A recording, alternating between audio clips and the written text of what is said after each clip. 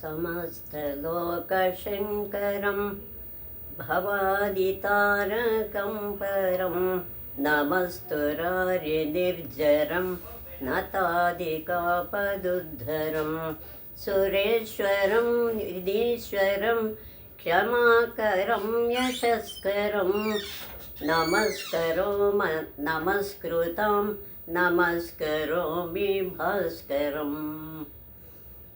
ನಮಸ್ಕಾರ ವೀಕ್ಷಕರೇ, ಮುಂದಿನ ಲಿಂಗದ್ದು ಜ್ಯೋತಿರ್ಲಿಂಗದ ವಿಷಯ ತಿಳ್ಕೊಳ್ಳೋಣ. ನಾಸಿಕ್ನ ಕ್ಷೇತ್ರದಲ್ಲಿದೆ ಇದು ಮಹಾರಾಷ್ಟ್ರದ ಗೋದಾವರಿ ತೀರದಲ್ಲಿರುವ ಒಂದು ಪ್ರಾಚೀನ ದಿವ್ಯ ಕ್ಷೇತ್ರ. ಇದು ಮಹಾರಾಷ್ಟ್ರದ ಗೋದಾವರಿ ತೀರದಲ್ಲಿದೆ. ಇದು ಒಂದು ಪ್ರಾಚೀನ ದಿವ್ಯ ಕ್ಷೇತ್ರ. ಇದನ್ನು ಪಶ್ಚಿಮ ಕಾಶಿ ಎಂದು ಕರೆಯುತ್ತಾರೆ. ಈ ಕ್ಷೇತ್ರವನ್ನು ಪಶ್ಚಿಮ ಕಾಶಿ ಅಂತ ಕರೀತಾರೆ. ಈ ಕ್ಷೇತ್ರಕ್ಕೆ ನಾಸಿಕ್ ಎಂದು ಹೆಸರುಂಟಾಗಲು ಎರಡು ಕಾರಣಗಳನ್ನು ಹೇಳುತ್ತಾರೆ. ಯಾತಕ್ಕೆ ಇಲ್ಲಿ ನಾಸಿಕ್ ಅಂತ ಹೆಸರು ಬಂತು ಅನ್ನೋದನ್ನು ಎರಡು ಕಾರಣಗಳನ್ನು ಇಲ್ಲಿಗೆ ನೀಡ್ತಾರೆ. ಯಾಕೆ ಬಂತು ಅಂತ ಹೇಳಿ, ಒಂದನೇದು, ಇಲ್ಲಿ ರಾಮನ ಸೂಚನೆಯಂತೆ ಲಕ್ಷ್ಮಣ ಶೂರ್ಪಣಖಿಯ ಮೂಗು ಕಿವಿಗಳನ್ನು ಕತ್ತರಿಸಿ ವಿರೂಪಗೊಳಿಸಿದ ಅನ್ನೋ ಮೊದಲನೇ ಕಾರಣ. ಸಂಸ್ಕೃತದಲ್ಲಿ ಮೂಗನ್ನು ನಾಸಿಕ ಎಂದು ಕರೆಯುತ್ತಾರೆ. ಶೂರ್ಪಣಖಿಯ ನಾಸಿಕವು ಬಿದ್ದ ಸ್ಥಳವಾದ್ದರಿಂದ ಈ ಕ್ಷೇತ್ರವನ್ನು ನಾಸಿಕ್ ಎಂದು ಕರೆಯಲಾಯಿತು. ಅವಳ ಮೂಗು ಕತ್ತರಿಸಿ ಇಲ್ಲಿ ಬೀಳುತ್ತೆ. ರಾಮ ಹೇಳಿದ ಪ್ರಕಾರ ಅವಳನ್ನು ವಿರೂಪಗೊಳಿಸಿದ್ರಿಂದ ಆ ಮೂಗು ಇಲ್ಲಿ ಬಿದ್ದಿದ್ದರಿಂದ ಅದಕ್ಕೆ ನಾಸಿಕ್ ಅನ್ನೋ ಹೆಸರು ಇಲ್ಲಿ ಬಂದಿದೆ ಅಂತ ಅನೇಕರು ನಂಬಿದ್ದಾರೆ. ಎರಡು, ಈ ಕ್ಷೇತ್ರವು 9 ಶಿಖರಗಳಿಂದ ಆವೃತವಾಗಿದೆ. 9 ಶಿಖರ ಇಲ್ಲಿ ಇದೆಯೇ, ಆದ್ದರಿಂದ ಆದ್ದರಿಂದ ಈ ಕ್ಷೇತ್ರವನ್ನು ನವಶಿಖ ಎನ್ನುತ್ತಿದ್ದರು. ಹಿಂದೆ ಇದಕ್ಕೆ ನವಶಿಖ ಅನ್ನೋ ಹೆಸರು ಇತ್ತು. ಅದೇ ಅಪಭ್ರಂಶವಾಗಿ ನಾಸಿಕವಾಗಿರಬೇಕು ಅಂತ ನಂಬಿದ್ದಾರೆ ಅಂತ ಇವರು ಹಿಂದೆಯಿಂದ ಆ ಭಾಷೆ ವ್ಯತ್ಯಾಸ ಆಗಿ ಅಪಭ್ರಂಶ ಆಗಿಬಿಟ್ಟಿದೆ. ಅವಾಗ ನವಶಿಖ ಅನ್ನೋದೀಗ ನಾಸಿಕ್ ಅಂತ ಹೇಳ್ತಾರೆ. ನಾಸಿಕ್ ಮತ್ತು ಪಂಚವಟಿ ಎರಡು ಸೇರಿ ನಾಸಿಕ ಕ್ಷೇತ್ರವಾಗಿದೆ. ಎರಡು, ಇಲ್ಲಿ ಪಂಚವಟಿ ಅನ್ನೋ ಕ್ಷೇತ್ರನೂ ಇದೆ, ಮತ್ತು ನಾಸಿಕ್ ಅನ್ನೋ ಎರಡು ಸೇರಿ ಇದಕ್ಕೆ ಈ ಹೆಸರು ಬಂದಿದೆ. ಈ ಎರಡು ಸ್ಥಳಗಳ ನಡುವೆ ಪುಣ್ಯ ಸಲಿಲ ಗೋದಾವರಿ ಹರಿಯುತ್ತಿದೆ. ಪುಣ್ಯತೀರ್ಥ ಗೋದಾವರಿ ನದಿ ಇಲ್ಲಿ ಹರಿಯುತ್ತೆ. ಗೋದಾವರಿಯ ದಕ್ಷಿಣ ತೀರದಲ್ಲಿ ನಾಸಿಕವು, ಉತ್ತರ ತೀರದಲ್ಲಿ ಪಂಚವಟಿಯೂ ಇದೆ. ದಕ್ಷಿಣದಲ್ಲಿ ನಾಸಿಕ ಇದೆ, ಉತ್ತರ ತೀರದಲ್ಲಿ ಯಾವುದಿದೆ, ಪಂಚವಟಿ ಅನ್ನೋದು ಕ್ಷೇತ್ರ ಇದೆ. ಇಲ್ಲಿ ಗೋದಾವರಿಯ ಉಭಯ ತೀರದಲ್ಲಿಯೂ ಅಸಂಖ್ಯಾತ ಮಂದಿರಗಳಿವೆ.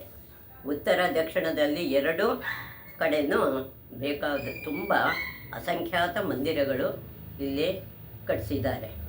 ನಾಸಿಕವು ಋಷಿ ಮುನಿಗಳ ತಪೋಭೂಮಿಯಾಗಿ, ಸಿದ್ಧ ಸಾಧಕರ ಯೋಗ ಭೂಮಿಯಾಗಿ, ಮನುಕುಲದ ಮೋಕ್ಷ ಭೂಮಿಯಾಗಿ ಯುಗಾಂತರಗಳಿಂದ ಪ್ರಸಿದ್ಧವಾಗಿದೆ. ಈ ಕ್ಷೇತ್ರ ಅಸಂಖ್ಯಾತ ಮಂದಿರ ಇದೆ. ನಾಸಿಕವು ಋಷಿಮುನಿಗಳ ತಪೋಭೂಮಿಯಾಗಿದೆ, ಸಿದ್ಧ ಸಾಧಕರ ಯೋಗ ಭೂಮಿಯಾಗೂ ಇದೆ, ಮನುಕುಲದ ಯೋಗ ಭೂಮಿಯಾಗಿ ಯುಗಗಳಿಂದಲೂ ಇದಕ್ಕೆ ಪ್ರಸಿದ್ಧವಾಗಿವೆ. ಕೃತಯುಗದಲ್ಲಿ ಬ್ರಹ್ಮದೇವರು ಪದ್ಮಾಸನಸ್ಥರಾಗಿ ತಪಸ್ಸು ಮಾಡಿದ ಬ್ರಹ್ಮದೇವನು ಗೋದಾವರಿ ತೀರದಲ್ಲಿ ಪದ್ಮಾಸನನಾಗಿ ತಪಸ್ಸು ಮಾಡಿದ ಮತ್ತು ಸ್ಥಳವಾದ್ದರಿಂದ ಇದನ್ನು ಪದ್ಮನಗರ ಅಂತ ಕರೀತಾರೆ. ಬ್ರಹ್ಮದೇವ ತಪಸ್ಸು ಮಾಡೋದ್ರಿಂದ ಇದನ್ನು ಪದ್ಮನಗರ ಅಂತಲೂ ಕರೆಯಲಾಗುತ್ತೆ ಎಂದು ಕರೆಯಲಾಯಿತು. ರಾಮನ ಕಾಲದಲ್ಲಿ ಖರದೂಷಣ ಮತ್ತು ತ್ರಿಶಿರ ಎಂಬ ಮೂವರು ಲೋಕಕಂಟಕ ರಾಕ್ಷಸರು ಈ ಪ್ರದೇಶದಲ್ಲಿದ್ದು, ಇಲ್ಲಿ ಖರದೂಷಣ ಮತ್ತು ತ್ರಿಶಿರ ಅಂತ ಮೂರು ರಾಕ್ಷಸರು ಲೋಕಕಂಟಕರಾಗಿರ್ತಾರೆ, ಈ ಪ್ರದೇಶದಲ್ಲಿರ್ತಾರೆ. ಋಷಿ ಮುನಿಗಳ ತಪಸ್ಸಿಗೆ, ಯಜ್ಞಗಳಿಗೆ ವಿಘ್ನವನ್ನುಂಟು ಮಾಡ್ತಾ ಇರ್ತಾರೆ. ವಿಘ್ನನ ತರ್ತಾ ಇರ್ತಾರೆ, ತುಂಬ ತೊಂದರೆ ಕೊಡ್ತಿರ್ತಾರೆ. ಈ ಮೂವರ ವಾಸಸ್ಥಾನವಾದುದರಿಂದ ಇದು ತ್ರಿಕಂಟಕ ಎಂಬ ಹೆಸರಿನಿಂದ ಪ್ರಸಿದ್ಧವಾಯಿತು. ಇದನ್ನು ತ್ರಿಕಂಟಕ ಅಂತಲೂ ಕರೀತಾರೆ ಈ ಪ್ರದೇಶವನ್ನು. ಕೊನೆಗೊಮ್ಮೆ ಈ ರಕ್ಕಸರು ರಾಮನ ಬಾಣಕ್ಕೆ ತುತ್ತಾದರು. ರಾಮ ಇವರು ಮೂವರನ್ನು ಸಂಹಾರ ಮಾಡ್ತಾನೆ ತನ್ನ ಒಂದೇ ಬಾಣದಲ್ಲಿ. ದ್ವಾಪರದಲ್ಲಿ ಇದನ್ನು ಜನಸ್ಥಾನ ಅಂದರೆ ನಿರ್ಜನವಾದ ಪ್ರದೇಶ ಅಂತ ಇದಕ್ಕೆ ಹೆಸರು ಎಂದು ಕರೆದಿದ್ದಾರೆ. ಕಲಿಯುಗದಲ್ಲಿ ನಾಸಿಕ್ ಎಂಬ ಹೆಸರಿನಿಂದ ಪ್ರಸಿದ್ಧವಾಗಿದೆ. ಈ ಕಲಿಯುಗದಲ್ಲಿ ಇದನ್ನು ನಾಸಿಕ ಅಂತ ಈ ಪ್ರದೇಶ ಪ್ರಸಿದ್ಧ ಹೆಸರಿಂದ ಜನಜನಿತವಾಗಿದೆ. ಈ ಜನಸ್ಥಾನದ ಒಂದು ಭಾಗವನ್ನು ಪಂಚವಟಿ ಎಂದು ಕರೆದಿದ್ದಾರೆ. ಒಂದು ಭಾಗವನ್ನು ಇಲ್ಲಿ ಪಂಚವಟಿ ಅಂತ ಕರೆದಿದ್ದಾರೆ. ಕಾರಣ ಏನು ಅಂದರೆ,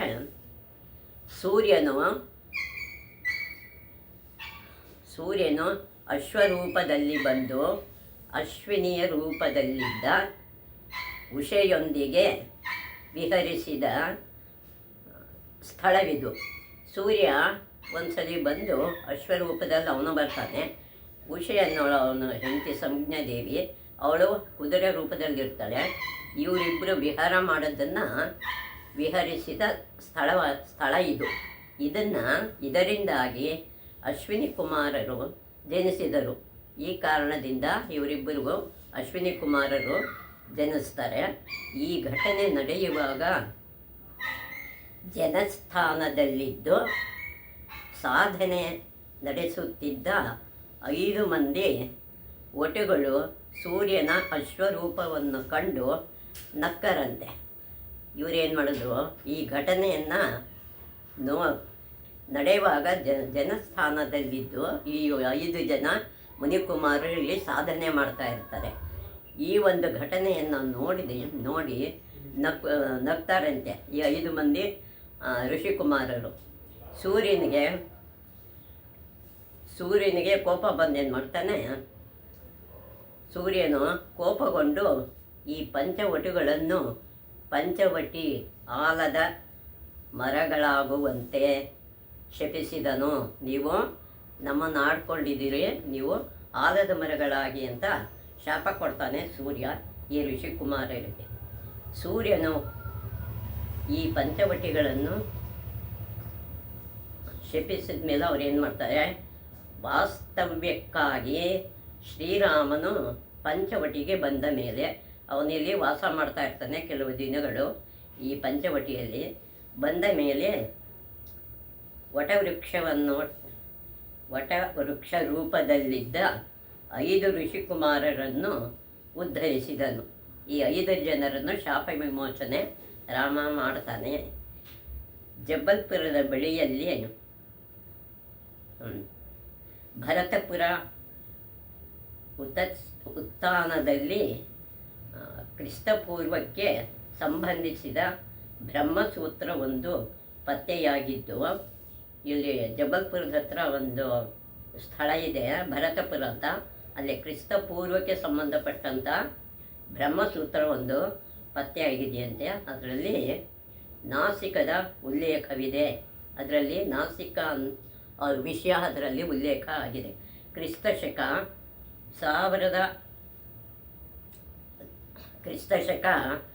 150ರಲ್ಲಿ ಭಾರತಕ್ಕೆ ಬಂದಿದ್ದ ಟಾಲೆಮಿ ಎಂಬ ಈಜಿಪ್ಟಿನ ಪ್ರವಾಸಿಯು ಅಂದಿನ ಪ್ರಸಿದ್ಧ ಧಾರ್ಮಿಕ ಕೇಂದ್ರವಾಗಿದ್ದ ನಾಸಿಕವನ್ನು ಗೌರವ ಭಾವದಿಂದ ಸ್ಮರಿಸಿದ್ದಾನೆ. ಆ ಕಾಲದಲ್ಲಿ ಇವನು ಈಜಿಪ್ಷನ್ನವರು ಪ್ರವಾಸಕ್ಕಾಗಿ ಬಂದಿರ್ತಾನೆ. ಅವನ ಪ್ರಸಿದ್ಧ ಧಾರ್ಮಿಕ ಕೇಂದ್ರವಾಗಿದ್ದ ಈ ನಾಸಿಕವನ್ನು ಗೌರವದಿಂದ ಸ್ಮರಣೆ ಮಾಡಿದ್ದಾನೆ.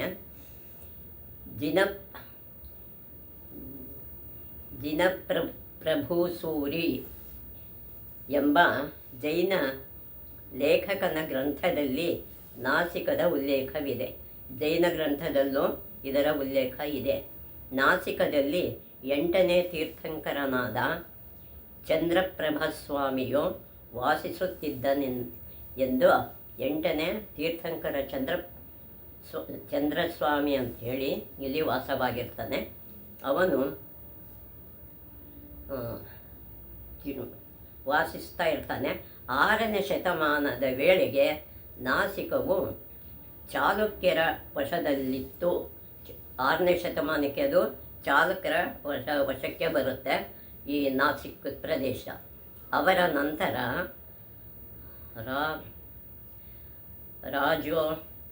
ರಾಜ ಒಡೆಯರ್ ಪ್ರಭುತ್ವವನ್ನು ರಾಜ ಒಡೆಯರ ಪ್ರಭುತ್ವವನ್ನು ಇದು ಸೇರುತ್ತೆ, ರಾಜರ ಅಧೀನಕ್ಕೆ ಸೇರುತ್ತೆ. ಇವರ ಬಳಿಕ ಇದು 13ನೇ ಶತಮಾನದ ಕೊನೆಯವರೆಗೆ ದೇವಗಿರಿಯ ಯಾದವರ ಆಳ್ವಿಕೆಗೊಳಪಟ್ಟಿತ್ತು. ಇದು ಇವರ ನಂತರ ಬಳಿಕ ಏನಾಗುತ್ತೆ, ಇದು ಈ 13ನೇ ಶತಮಾನದವರೆಗೂ ದೇವಗಿರಿಯಲ್ಲಿ ಯಾದವರ ವಂಶಕ್ಕೆ ಸೇರಿದ ಆಳ್ವಿಕೆಗೆ ಒಳಪಡುತ್ತೆ ಈ ನಾಸಿಕನ ಪ್ರದೇಶ. 14ನೇ ಶತಮಾನದ ಪ್ರಾರಂಭದಲ್ಲಿ ದೇವಗಿರಿ ಸುಲ್ತಾನನಿಂದ ನಾಸಿಕದ ಮೇಲೆ ಶಾಸನ ಪ್ರಾರಂಭವಾಯಿತು. ದೇವಗಿರಿ ಸುಲ್ತಾನನಿಂದ ನಾಸಿಕದ ಮೇಲೆ ಶಾಸನಗಳು ಅಲ್ಲಿ ಪ್ರಾರಂಭ ಆಗುತ್ತೆ. 1530ರಲ್ಲಿ ಬಹಮನಿ ಸುಲ್ತಾನನು ಇದನ್ನು ವಶಪಡಿಸಿಕೊಂಡ. ಯಾವಾಗ ಇದು 1530ರಲ್ಲಿ ಬಹಮನಿ ಸುಲ್ತಾನ ಇದನ್ನು ನಾಸಿಕವನ್ನು ವಶಪಡಿಸ್ಕೊಳ್ತಾನೆ. 16ನೇ ಶತಮಾನದಲ್ಲಿ ಅಹಮದಾಬಾದ್ ನಗರದ ಸುಲ್ತಾನನು ಆಳ್ವಿಕೆಯ ರುಚಿ ನೋಡಿ ಬಳಿಕ ಮೊಘಲರ ವಶವಾಯಿತು. ಮುಂದೆ ಬಹಮನಿ ರಾಜ್ಯಕ್ಕೆ ಸೇರಿಕೊಂಡಿದ್ದ ಇದು ಅಹಮದಾನಗರದ ಸುಲ್ತಾನನಿಗೂ ಈ ಆಳ್ವಿಕೆ ಗೊತ್ತಾಗುತ್ತೆ. ಆಮೇಲೆ ಬಳಿಕ ಏನಾಗುತ್ತೆ, ಮೊಘಲರ ವಶ ಆಗುತ್ತೆ ನಾಸಿಕ್. ಮೊಘಲರು ನಾಸಿಕದ ಹೆಸರನ್ನು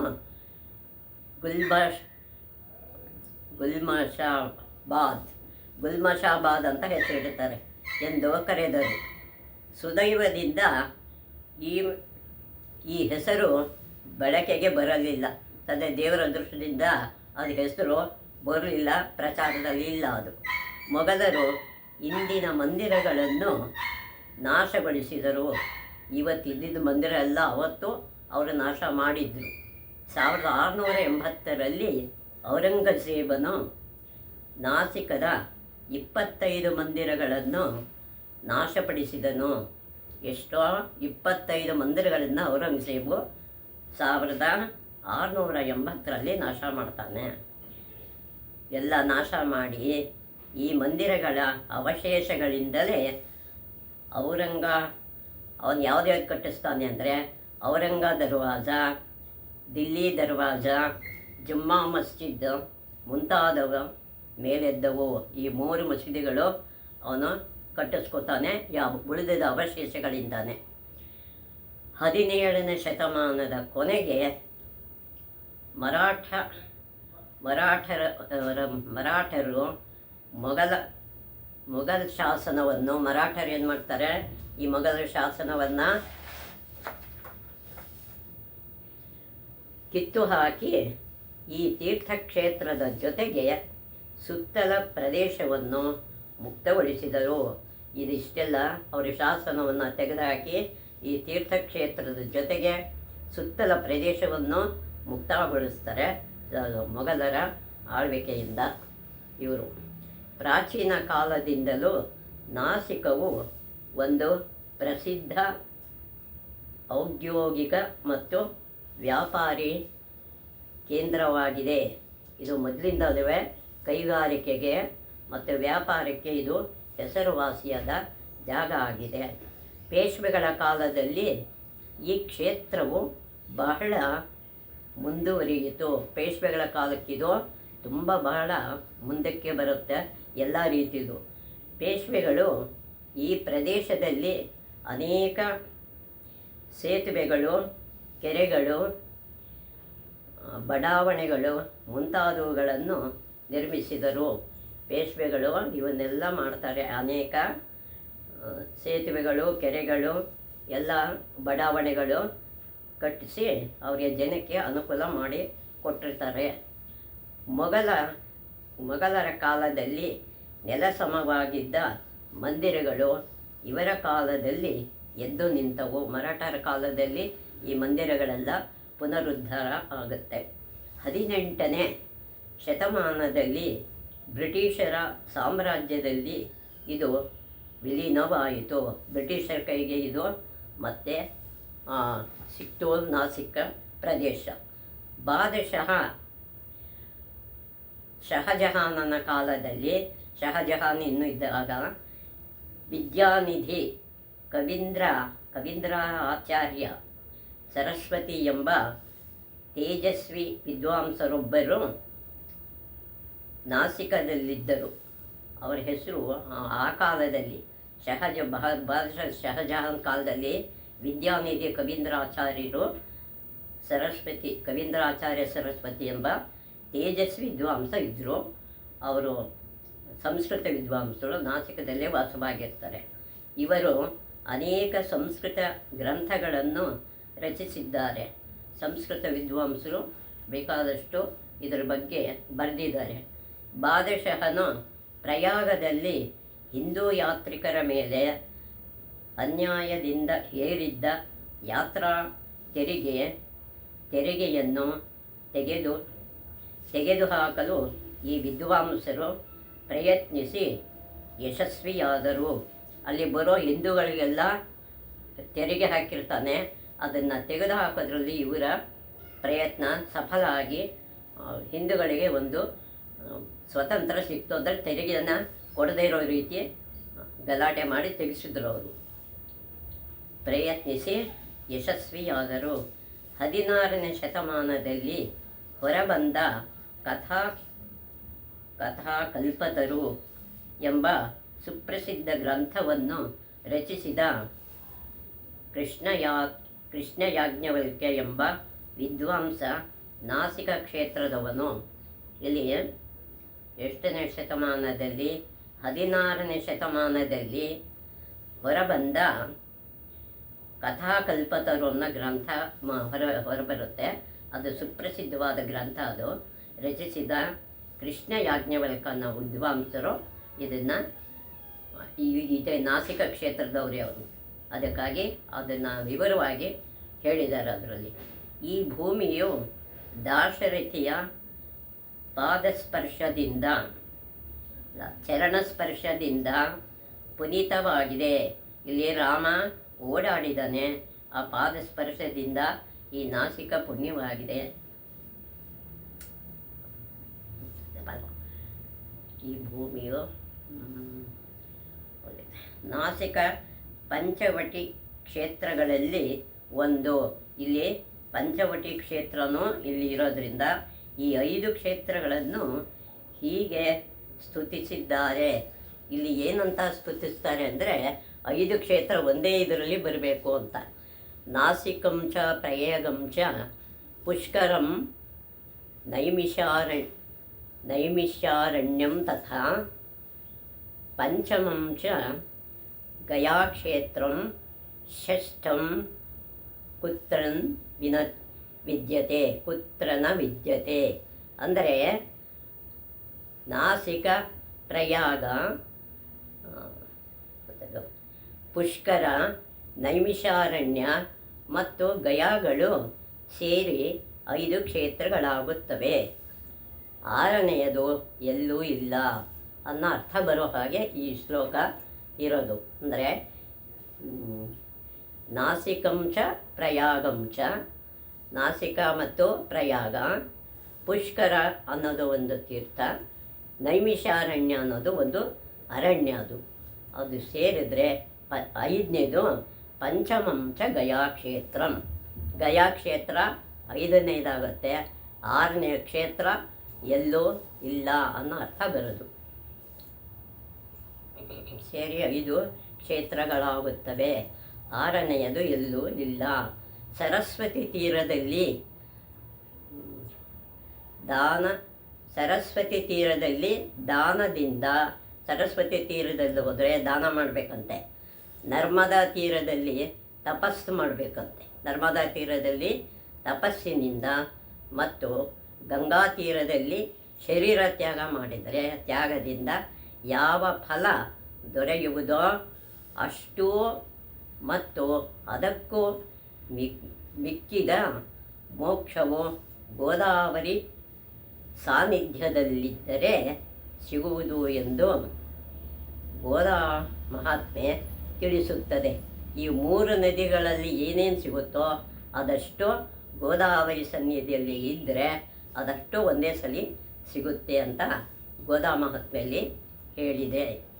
ಗೋದಾವರಿಯ ದಕ್ಷಿಣಾಭಿಮುಖವಾದ ಪ್ರವಾಹವು ದುರ್ಲಭವೂ ಮತ್ತು ಮೋಕ್ಷದಾಯಕವೂ ಆಗಿದ್ದು, ಅದು ಎಲ್ಲೂ ಸಿಗದಂಥ ಒಂದು ಲಾಭ ಇದೆಯಂತೆ ಅದರಲ್ಲಿ. ಆ ಪ್ರವಾಹದಿಂದ ದುರ್ಲಭವೂ ಮತ್ತು ಮೋಕ್ಷದಾಯಕನೂ ಆಗಿರುತ್ತೆ. ಅದು ನಾಸಿಕಕ್ಕೆ ಬರುವ ಭಕ್ತರಿಗೆ ಸಿಗುತ್ತದೆ. ಅದು ನಾಸಿಕಕ್ಕೆ ಯಾರು ಬರ್ತಾರೆ ಆ ಭಕ್ತರಿಗೆಲ್ಲ ಆ ಲಾಭ ಅಲ್ಲಿ ಸಿಗುತ್ತೆ. ನಾಸಿಕ ಕ್ಷೇತ್ರದಲ್ಲಿ ಅನೇಕ ಭವ್ಯ ಮಂದಿರಗಳಿವೆ, ಅನೇಕ ದೇವಾಲಯಗಳು ಅಲ್ಲಿ ಇದೆ. ಪಂಚವಟಿಯ ರಾಮಕುಂಡದ ಬಳಿಯಲ್ಲಿ, ಪಂಚವಟಿಯಲ್ಲಿ ರಾಮಕುಂಡ ಅಂತ ಇದೆ, ಕಪಿಲೇಶ್ವರ ಮಂದಿರವಿದೆ. ಮತ್ತು ಅದರ ಹತ್ರನೇ ಕಪಿಲೇಶ್ವರನ ದೇವಸ್ಥಾನವೂ ಇದೆ. ಇಲ್ಲಿ ಶಿವಲಿಂಗದ ಮುಂದೆ ನಂದಿ ಇಲ್ಲ. ಶಿವಲಿಂಗದ ಮುಂದೆ ನಂದಿ ಇರುತ್ತೆ ಎಲ್ಲ ಕಡೆಗೂ, ಅಲ್ಲಿ ಇಲ್ಲ. ಇದು 12 ಜ್ಯೋತಿರ್ಲಿಂಗಗಳ ಒಂದು ಉಪಲಿಂಗ.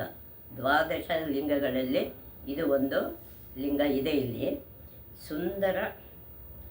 ಸುಂದರ ನಾರಾಯಣ ಮಂದಿರವು ನಾಸಿಕದ ಪ್ರಸಿದ್ಧವಾದ ಪ್ರಾಚೀನ ಮಂದಿರ. ಇಲ್ಲಿ ಸುಂದರ ನಾರಾಯಣನ ಮಂದಿರ ಇದೆ, ನಾಸಿಕದ ಪ್ರಸಿದ್ಧವಾದ ಪ್ರಾಚೀನ ಮಂದಿರ ಇದು. ಈ ಮಂದಿರವನ್ನು ನಾಶ ಮಾಡಿ ಮಹಮ್ಮದೀಯರು ಅದನ್ನು ಸ್ಮಶಾನವನ್ನಾಗಿಸಿದ್ದರು. ಇದನ್ನು ಬೀಳಿಸಿ ಸ್ಮಶಾನಕ್ಕೆ ಸಮಾನವಾಗಿ ಆ ಜಾಗನ ಮಾಡಿಬಿಟ್ಟಿದ್ರು. ಕ್ರಿಸ್ತ ಶಕ 1756ರಲ್ಲಿ ಇದು ಪುನಃ ಕಟ್ಟಲಾಯಿತು. 1756ರಲ್ಲಿ ಮತ್ತೆ ಇಲ್ಲಿ ದೇವಸ್ಥಾನನ ಕಟ್ತಾರೆ. ಗರ್ಭಗುಡಿಯಲ್ಲಿ ಕರಿಶಿಲೆಯ ವಿಷ್ಣುವಿನ ಮೂರ್ತಿ ಇದೆ. ಇದರೊಳಗಡೆ ಈ ಗರ್ಭಗುಡಿಯಲ್ಲಿ ಕಪ್ಪು ಶಿಲೆಯ ಒಂದು ವಿಷ್ಣು ಮೂರ್ತಿ ಇದರಲ್ಲಿ ಇದೆ. ಈ ಗರ್ಭಗುಡಿಯಲ್ಲಿ ಎಡಬಲಗಳಲ್ಲಿ ಬೃಂದಾವನ ಮತ್ತು ಲಕ್ಷ್ಮೀದೇವಿಯರ ವಿಗ್ರಹಗಳಿವೆ. ಲಕ್ಷ್ಮೀದೇವಿಯರ ವಿಗ್ರಹಗಳು ಇಲ್ಲಿ ಇದೆ ಈ ದೇವಸ್ಥಾನದಲ್ಲಿ. ಪ್ರತಿ ವರ್ಷ ಮಾರ್ಚ್ ತಿಂಗಳ 20 ಅಥವಾ 21ರಂದು ಸೂರ್ಯೋದಯದ ಸಮಯದಲ್ಲಿ ಸೂರ್ಯನ ಕಿರಣಗಳು ವಿಷ್ಣುವಿನ ಚರಣಗಳ ಮೇಲೆ ಬೀಳುವಂತೆ ಈ ಮಂದಿರವನ್ನು ರಚಿಸಲಾಗಿದೆ. ಪ್ರತಿ ಮಾರ್ಚಲ್ಲಿ 20 ಅಥವಾ 21ರ ದಿನದಂದು ಸೂರ್ಯೋದಯದ ಸಮಯದಲ್ಲಿ ಸೂರ್ಯನ ಕಿರಣ ವಿಷ್ಣು ಪಾದಸ್ಪರ್ಶಕ್ಕೆ ಬೀಳುತ್ತಂತೆ. ಸೂರ್ಯಕಿರಣ ವಿಷ್ಣುವಿನ ಚರಣಗಳ ಮೇಲೆ ಬಿದ್ದು ಬೀಳುವಂತೆ ಈ ಮಂದಿರನ ರಚಿತವಾಗಿದೆ.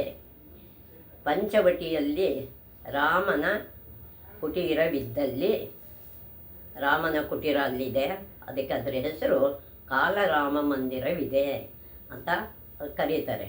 ಇದೊಂದು ಭವ್ಯವಾದ ಮಂದಿರ. ಇದು ರಾಮನು ಓಡಾಡಿದ ಸ್ಥಳ. ರಾಮ ಇಲ್ಲೆಲ್ಲ ಓಡಾಡಿದ್ದ, ಅನೇಕ ದಿನಗಳು ಅಲ್ಲಿ ವಾಸವಾಗಿರ್ತಾನೆ. 12 ವರ್ಷಗಳ ಕಾಲ, ಸುಮಾರು 12 ವರ್ಷಗಳ ಕಾಲ ಇರ್ತಾನೆ. ಸುಮಾರು 2000ಕ್ಕೂ ಹೆಚ್ಚು ಕೆಲಸಗಾರರು ಅವಿರತವಾಗಿ ದುಡಿದು ಈ ಮಂದಿರ, ಕಾಲರಾಮ ಮಂದಿರ ಕಟ್ಟಿಸಿದ್ರೆ 12 ವರ್ಷ ಬೇಕಾಗುತ್ತೆ.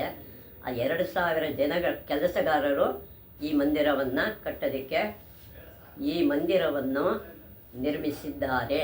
12 ವರ್ಷ ತಗೊಂಡಿದ್ದಾರೆ, 2000 ಜನ ಕೆಲಸ ಮಾಡಿದ್ದಾರೆ. ಸರ್ದಾರ್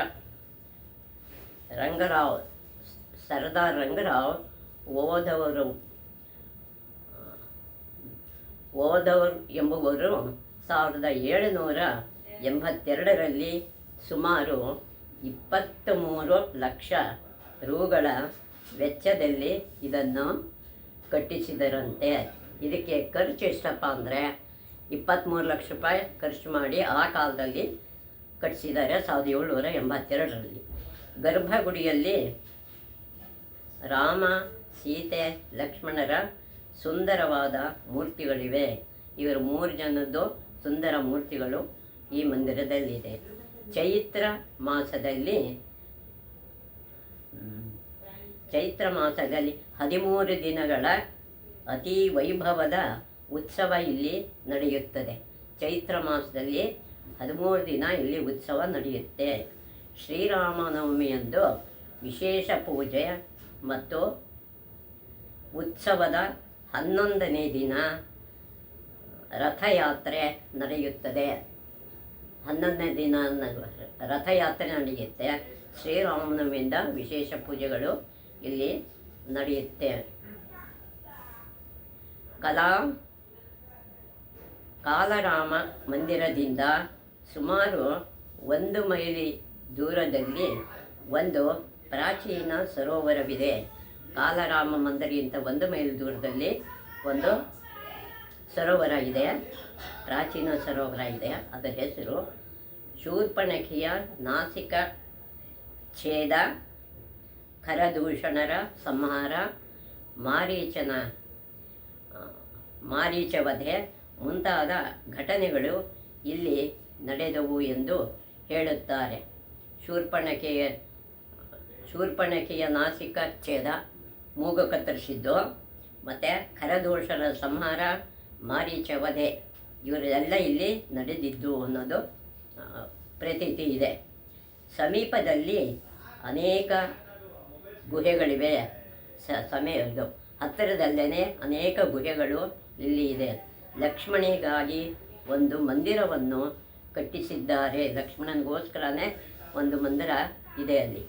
ನಾಸಿಕದ ನೈಋತ್ಯದಲ್ಲಿ ತ್ರಯಂಬಕೇಶ್ವರ ಜ್ಯೋತಿರ್ಲಿಂಗ ಕ್ಷೇತ್ರವಿದೆ. ನಾಸಿಕದ ನೈಋತ್ಯ ಭಾಗದಲ್ಲಿ ತ್ರಯಂಬಕೇಶ್ವರ ಜ್ಯೋತಿರ್ಲಿಂಗ ಕ್ಷೇತ್ರವಿದೆ.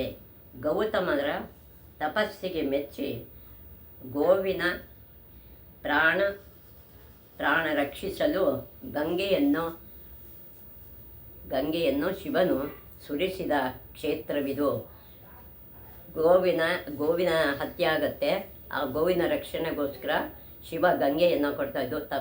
ಗೌತಮ ಮುನಿಗಳು ತಪಸ್ ಮಾಡಿ ಇಲ್ಲಿಗೆ ಗಂಗೆಯನ್ನು ತರಿಸ್ತಾರೆ. ಅಂಥ ಕ್ಷೇತ್ರ ಇದು ತ್ರಯಂಬಕೇಶ್ವರ ಜ್ಯೋತಿರ್ಲಿಂಗ.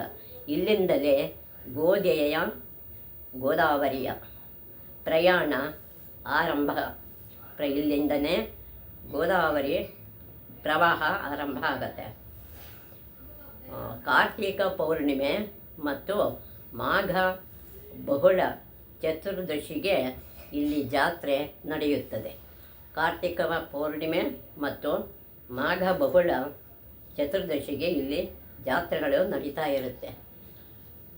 ಈಗಿರುವ ತ್ರಯಂಬಕೇಶ್ವರ ಮಂದಿರವನ್ನು ಬಾಜಿರಾವ್ ಈಗಿರೋ ತ್ರಯಂಬಕ ಲಿಂಗವನ್ನು ಬಾಜಿರಾವ್ ಅನ್ನೋನು ಪೇಶ್ವೆ ಕಟ್ಟಿಸಿದನಂತೆ. ಅವನು ಪೇಶ್ವೆಗಳು ಬಾಜಿರಾವ್ನವನು ಕಟ್ಟಿಸಿದ್ದಾನೆ. ಪುಣೆ ವಿಶ್ವವಿದ್ಯಾನಿಲಯ ಮತ್ತು ಡೆಕ್ಕನ್ ರಿಸರ್ಚ್ ಇನ್ಸ್ಟಿಟ್ಯೂಟ್ ಸಂಸ್ಥೆಯವರು ನಾಸಿಕದ ಗಾಡಿಗೆ ಮಹಾರಾಜ್ ಧರ್ಮಶಾಲೆಯ ಬಳಿ ಉತ್ಖನ ನಡೆಸಿದ್ದಾರೆ. ಇಲ್ಲಿ ಪುಣೆ ವಿಶ್ವವಿದ್ಯಾನಿಲಯದವರು ಡೆಕ್ಕನನ್ನು ರಿಸರ್ಚ್ ಮಾಡ್ತಾರೆ. ಇನ್ಸ್ಟಿಟ್ಯೂಟ್ನವರು ಸಂಸ್ಥೆಯವರು ಸಂಸ್ಥೆಯದು ನಾಸಿಕದ ಗಾಡಿಗೆ ಅನ್ನೋದರಲ್ಲಿ ಮಹಾರಾಜ ಧರ್ಮಶಾಲೆಯ ಬಳಿ ಉತ್ಖನ ನಡೆಸಿದ್ದಾರೆ. ಇದರಿಂದ ಹಿಂದೆ ನಾಸಿಕದಲ್ಲಿ ವ್ಯವಸ್ಥಿತವಾದ ನಾಗರಿಕ ಜೀವನ ನಡೆಯುತ್ತಿದ್ದುದು ತಿಳಿದು ಬಂದಿದೆ. ಹಿಂದೆ ನಾಗರಿಕತೆ ಇಲ್ಲಿ ನಡೀತಾ ಇತ್ತು ಅನ್ನೋದು ತಿಳಿದು ಬಂದೆ ಉತ್ಖನದಿಂದ. ಕ್ರಿಸ್ತಪೂರ್ವ 3ನೇ ಶತಮಾನದ ಕೆಲವರು ಲೋಹ ಶಸ್ತ್ರಗಳು ಅವರು ಉಪಯೋಗಿಸ್ತಿದ್ದಂಥ ಕ್ರಿಸ್ತಪೂರ್ವದ 3ನೇ ಶತಮಾನದಲ್ಲಿ ಈ ಲೋಹ ಶಸ್ತ್ರಗಳು ಮತ್ತು ಮಡಿಕೆ ಗಡಿಗೆಗಳು ಕೂಡ ಇಲ್ಲಿ ಸಿಕ್ಕಿದೆ. ಕ್ರಿಸ್ತ ಶಕ 2ನೇ ಶತಮಾನದ ಶಾತವಾಹನರ ಕಾಲದ ಅವಶೇಷಗಳು ಸಿಕ್ಕಿವೆ. ಇಲ್ಲಿ ಶಾತವಾಹನರು ಕೂಡ ಕ್ರಿಸ್ತ ಶಕ 2ನೇ ಶತಮಾನದಲ್ಲಿ ಆಳ್ತಾ ಇದ್ದರು. ಸಮರ್ಥ ರಾಮದಾಸರು, ಶಿವಾಜಿ, ವೇದಬ್ರಹ್ಮ, ಶ್ರೀ ಗಾಗಾ ಭಟ್ಟರು, ಶ್ರೀರಂಗ ಜಯಸಿಂಹ, ಸಂಭಾಜಿ ಧೋರಣ ಮುಂತಾದ ಮಹನೀಯರು ನಾಸಿಕದ ಭಕ್ತರಾಗಿದ್ದರು.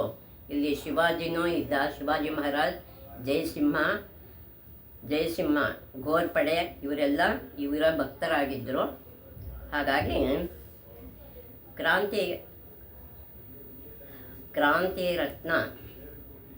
ಕ್ರಾಂತಿರತ್ನ ಸ್ವಾತಂತ್ರ್ಯ ವೀರ ಸಾವರ್ಕರ್ ಜನಿಸಿದ್ದು ನಾಸಿಕದ ಬಳಿಯ ಗಗರಿ ಅಂದರೆ ಆ ನಗರದ ಹೆಸರದು.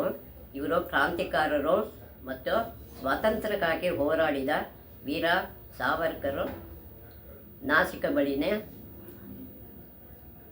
ಬಗೂರಿನಲ್ಲಿ ಜನಿಸಿದ್ರಂತೆ. ಪ್ರೌಢ ಶಿಕ್ಷಣ ನಾಸಿಕದಲ್ಲಿ ಇವರ ಶಿಕ್ಷಣ ಇಲ್ಲಿ ಪ್ರೌಢ ಶಿಕ್ಷಣ ಇಲ್ಲಿ ನಡೆಯುತ್ತೆ ನಾಸಿಕದಲ್ಲಿ. ಕ್ರಾಂತಿಕಾರಿಗಳ ಗುಪ್ತ ಸಂಸ್ಥೆಯಾದ ಅಭಿನವ ಭಾರತವನ್ನು ಇವರೇ ಕಟ್ಟಿಸಿದ್ದು. ಸಂಸ್ಥೆಯಾದ ಅಭಿನವ ಭಾರತವನ್ನು ಇವರು ಪ್ರಾರಂಭಿಸಿದ್ದು ಇಲ್ಲೇ. ಸಾವರ್ಕರು ಅಭಿನವ ಭಾರತ ಅನ್ನೋ ಸಂಸ್ಥೆನ ಮಾಡಿದರು. ಅವರ ಪ್ರೇರಣೆಯಿಂದಲೇ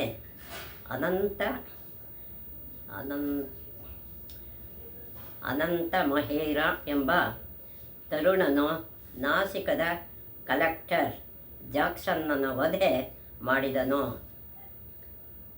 ಅವನ ಹೆಸರು ಅನಂತ ಕಾಂಗ್ಹೇರ್ ಅಂತ. ಅವನು ಜಾಕ್ಸನ್ನನ ವಧೆಯನ್ನು ಇವನೇ ಮಾಡಿದ್ದು. ಈ ಎಲ್ಲ ಘಟನೆಗಳ ಕಾರಣ ಅನೇಕರು ಗಲ್ಲಿಗೇರಿದರು. ಸ್ವತಂತ್ರಕ್ಕೆ ಹೋರಾಡಿ ಕ್ರಾಂತಿಕಾರರಾಗಿದ್ದವರೆಲ್ಲ ಗಲ್ಲಿಗೆ ಏರ್ತಾರೆ. ಜೀವಾವಧಿ ಶಿಕ್ಷೆ ಅನುಭವಿಸಿದರು. ಹೀಗೆ ಅನೇಕ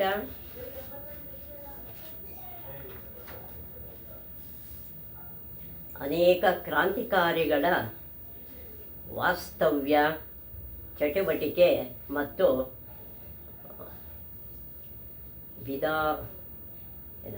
ಬಲಿದಾನಗಳಿಂದ ಪುನೀತಗೊಂಡ ಪ್ರಾಚೀನ ಕ್ಷೇತ್ರ ನಾಸಿಕ್. ಇದು ಬಲಿದಾನಕ್ಕೂ ಹೆಸರಾಗಿದೆ. ಹೋರಾಟಕ್ಕೆ ಇಲ್ಲಿಂದ ಪುನೀತರಾಗಿದ್ದಾರೆ ಈ ಸ್ವಾತಂತ್ರ್ಯ ಹೋರಾಟಗಾರರು. ದೇವಮುನಿ ಪ್ರವರಾರ್ಚಿತಲಿಂಗಂ ಕಾಮದಹನ ಕರುಣಾಕರಲಿಂಗಂ ರಾವಣದರ್ಪ ವಿನಾಶಕಲಿಂಗಂ ತತ್ಪ್ರಣಮಾಮಿ ಸದಾ ಶಿವಲಿಂಗಂ.